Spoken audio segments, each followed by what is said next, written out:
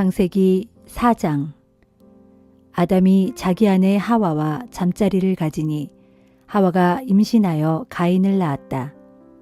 하와가 가인을 낳고 말했다. 주께서 돌봐주셔서 내가 남자아이를 얻었구나. 하와는 또 가인의 동생 아벨을 낳았다. 아벨은 양치는 목자가 되었고 가인은 밭을 가는 농사꾼이 되었다.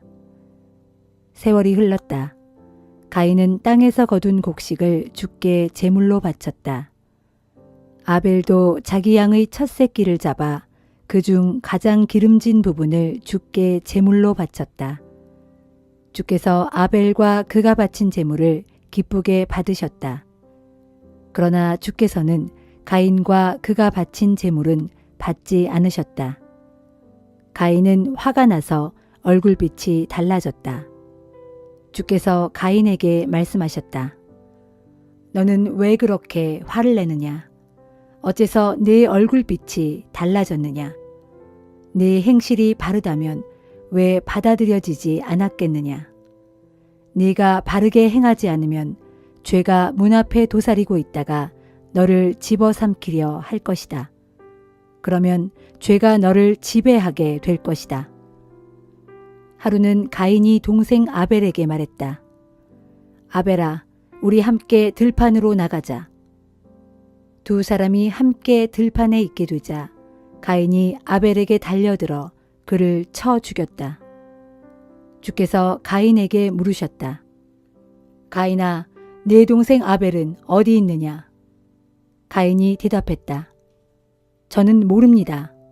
제가 제 동생을 지키는 사람이라도 됩니까? 주께서 말씀하셨다. 너는 어쩌자고 그런 짓을 저질렀느냐? 내 동생의 피가 땅에서 나에게 울부짖고 있구나. 가인아, 너는 이제 땅의 저주를 받을 것이다. 땅이 입을 벌려 네가 흘리게 한 동생의 피를 받아 마셨다. 그러므로 네가 땅을 갈아도 땅은 네게 소산물을 내지 않을 것이다. 이제 너는 땅에서 정처 없이 헤매는 방랑자 신세가 되리라. 가인이 주께 말하였다. 제게 내리신 벌이 너무나 무겁습니다. 주께서 이 몸을 땅에 붙어 살지 못하도록 내모시니 저는 얼굴을 들고 다니지 못할 것입니다.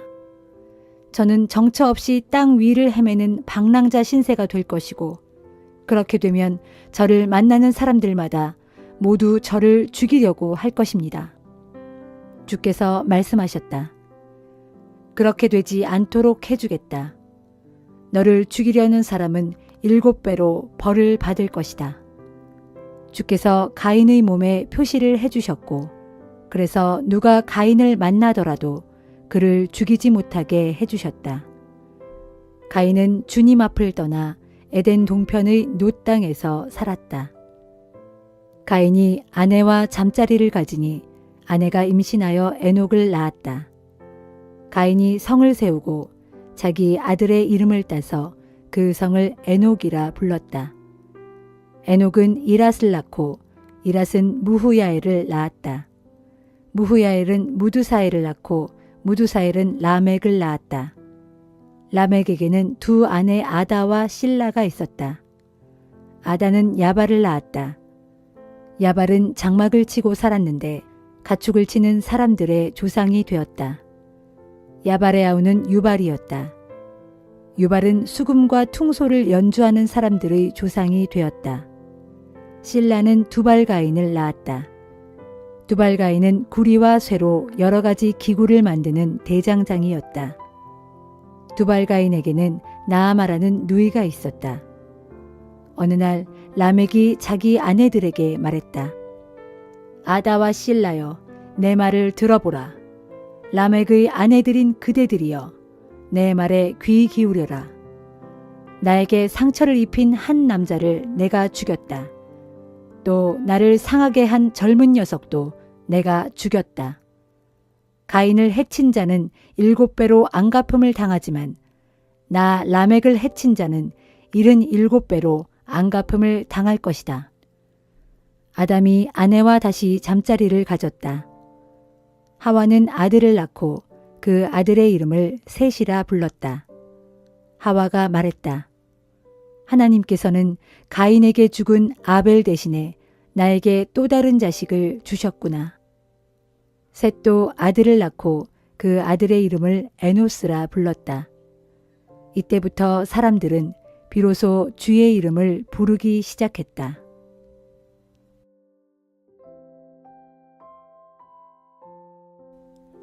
마태복음 4장. 요단강에서 세례를 받으신 후 예수께서는 성령에 이끌려 유대 광야로 나가셔서 마귀에게 시험을 받으셨다. 예수께서 밤낮 40일 동안 금식하시니 배가 무척 고프셨다. 바로 그때 시험하는 자가 예수께 다가와 말하였다. 만일 네가 하나님의 아들이라면 이 돌들에게 빵이 되라고 명령해 보아라.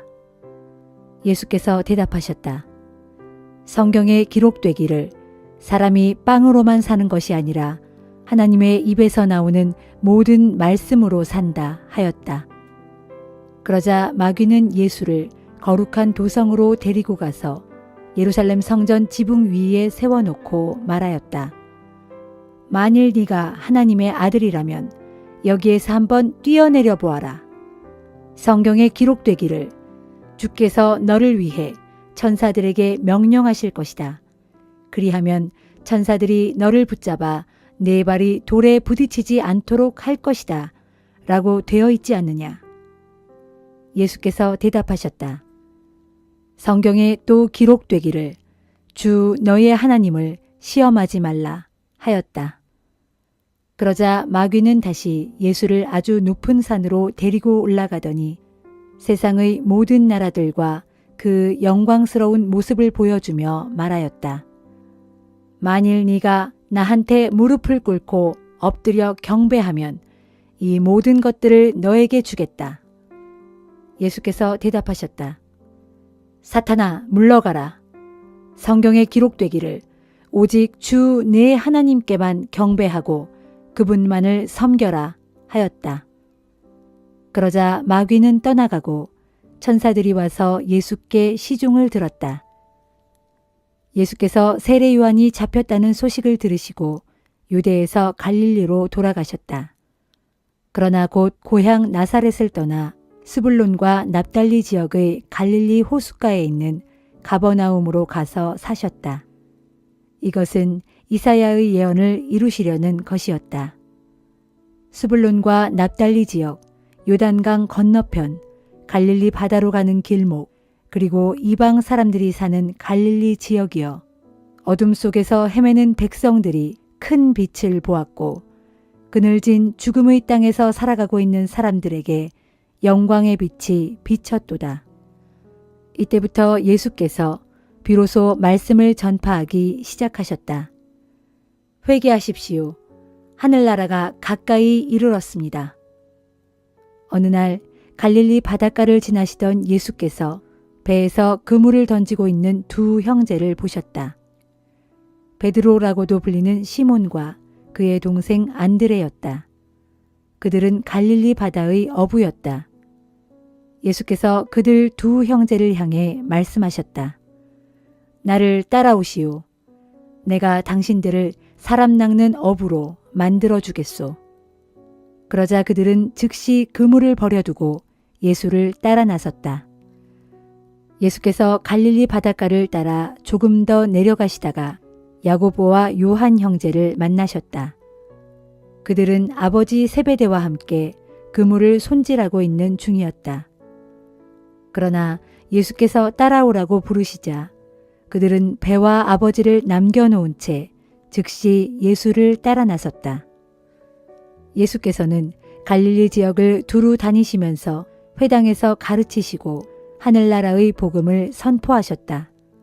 또 사람들의 갖가지 질병을 고쳐주시기도 하셨다. 예수에 관한 소문이 사방으로 퍼져나가니 멀리 시리아 지방에서까지 병을 고치려고 예수께로 몰려왔다. 예수께서는 온갖 병에 걸려 신음하는 환자들, 귀신 들린 사람들, 간질병자들과 중풍병자들까지 다 고쳐주셨다. 그리하여 갈릴리, 데가볼리, 예루살렘, 유대, 요단강 건너편 지역에서 온 수많은 사람들이 예수를 따랐다.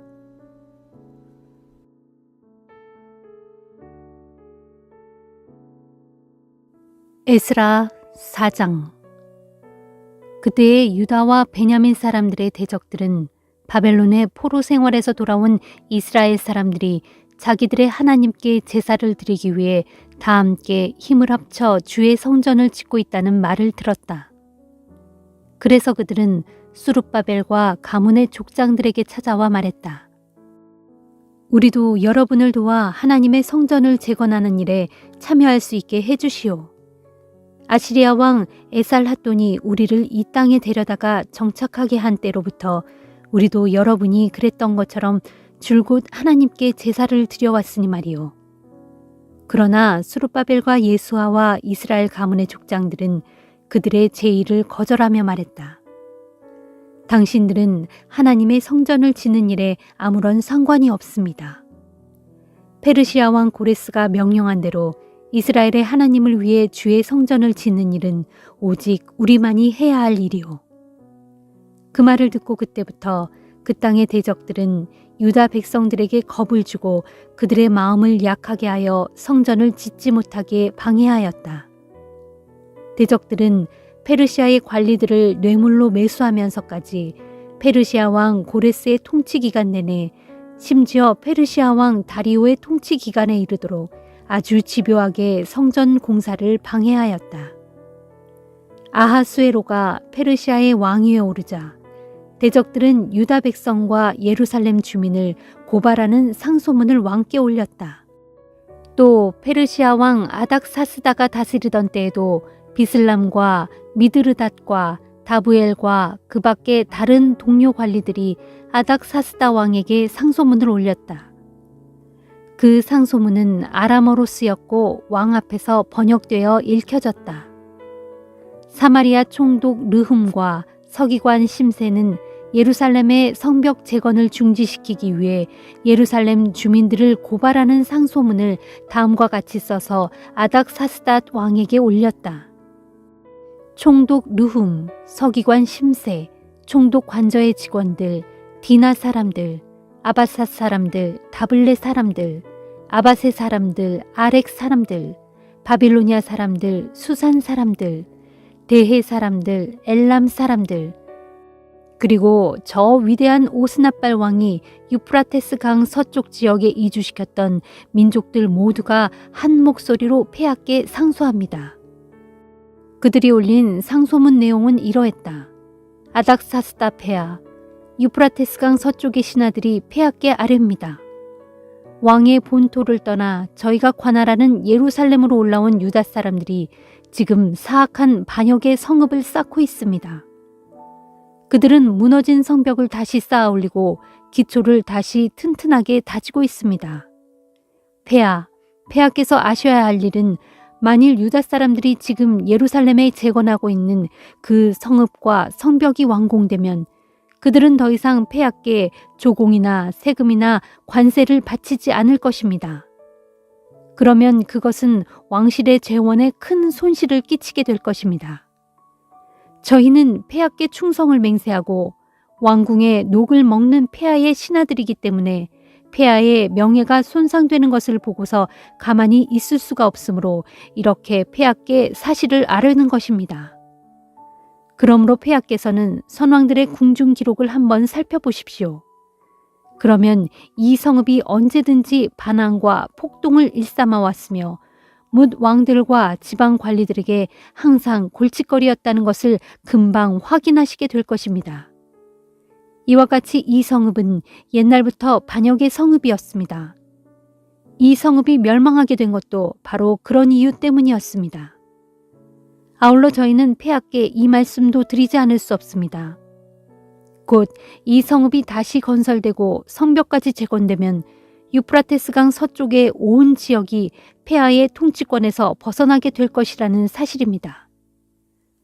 그러자 페르시아 왕 아닥사스다는 이런 회답을 보냈다.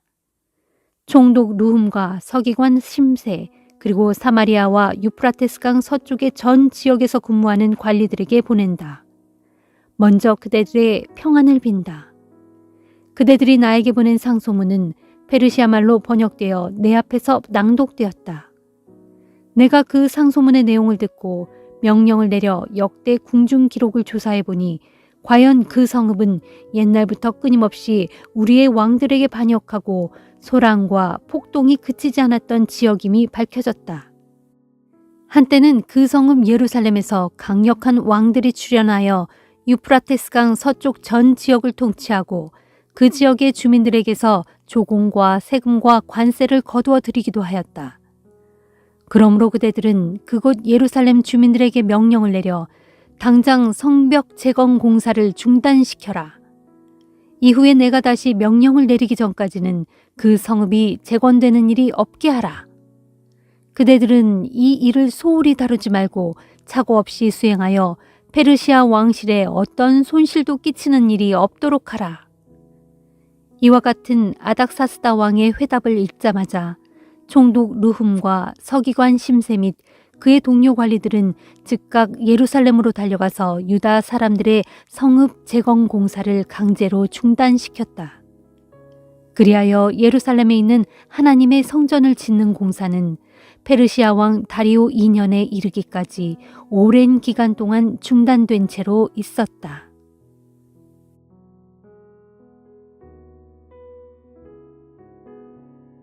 사도행전 4장. 베드로와 요한이 성전의 솔로몬 행각에서 아직도 사람들을 향해 말하고 있을 때 제사장들과 성전 경비대장과 사두개파 사람들이 몰려왔다. 그들은 두 사도가 사람들에게 예수 그리스도의 죽음과 부활에 대해 가르치고 선포하는 것에 격분해서 두 사도를 붙잡아 끌고 갔다.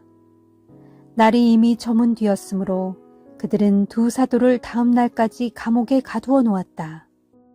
하지만 두 사도의 설교를 들은 사람들 가운데 많은 사람들이 믿게 되었는데 새로 믿음을 갖게 된 사람들이 남자만도 5,000명이나 되었다. 이튿날 온 유대 지도자들과 장로들과 율법 교사들이 예루살렘에 모였다. 대제사장 안나스를 비롯하여 가야바와 요한과 알렉산더, 그 밖에 대제사장 가문에 속하는 사람들이 모두 참석했다. 공회가 열리자 그들은 두 사도를 가운데 세워놓고 신문하기 시작했다. 너희는 무슨 권한으로 또 누구의 이름으로 이런 일을 하고 있느냐? 그때 베드로가 성령이 충만하여 그들에게 대답했다.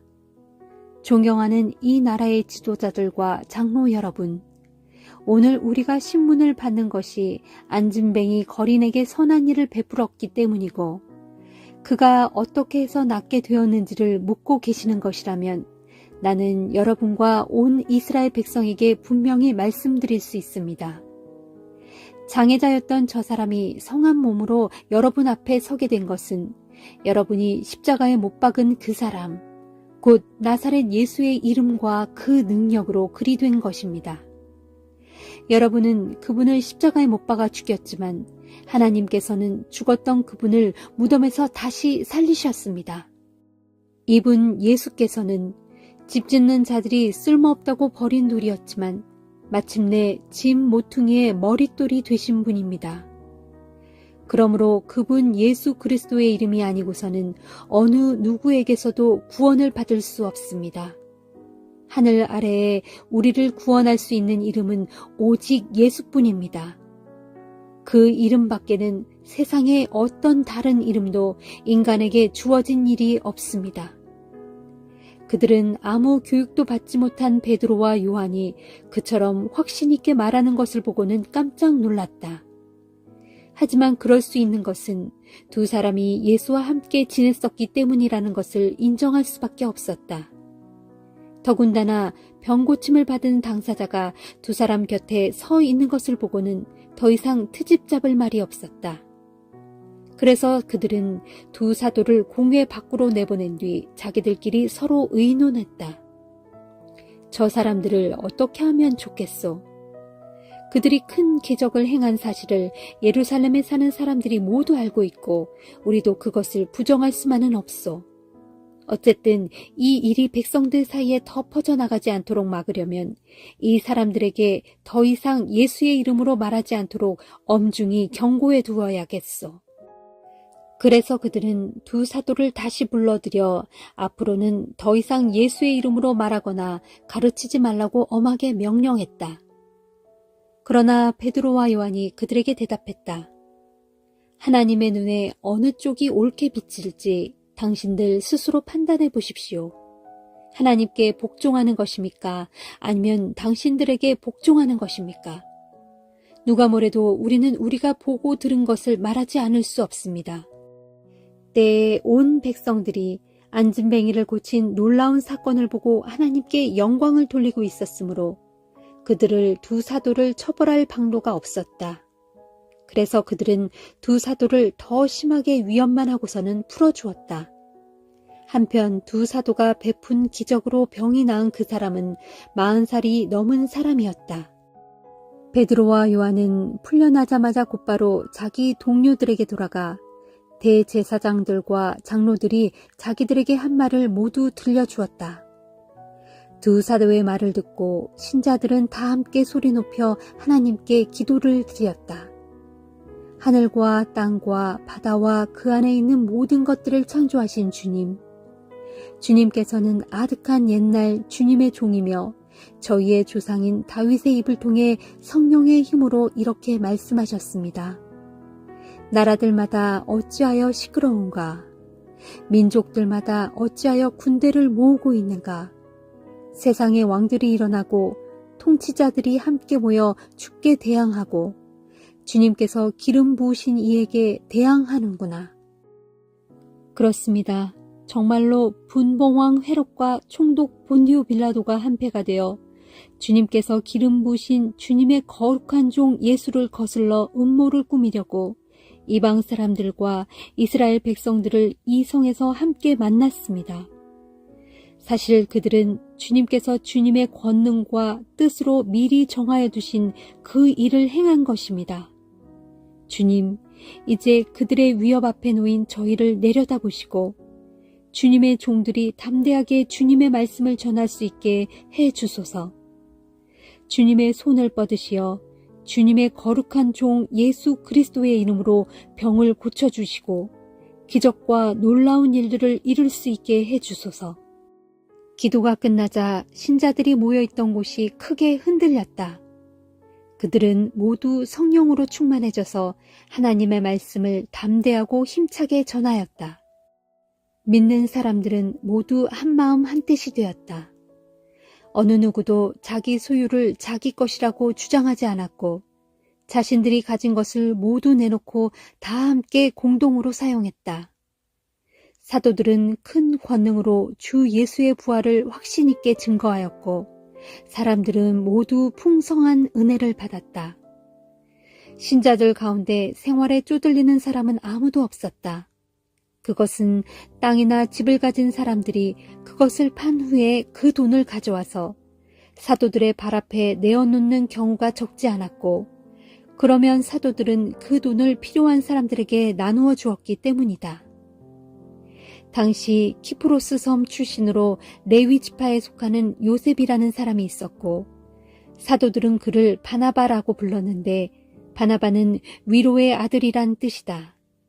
그 사람이 자기 소유의 밭을 팔아서 그 마련한 돈을 가져다가 필요한 사람들에게 나누어 주라고 사도들의 발 앞에 내놓았다.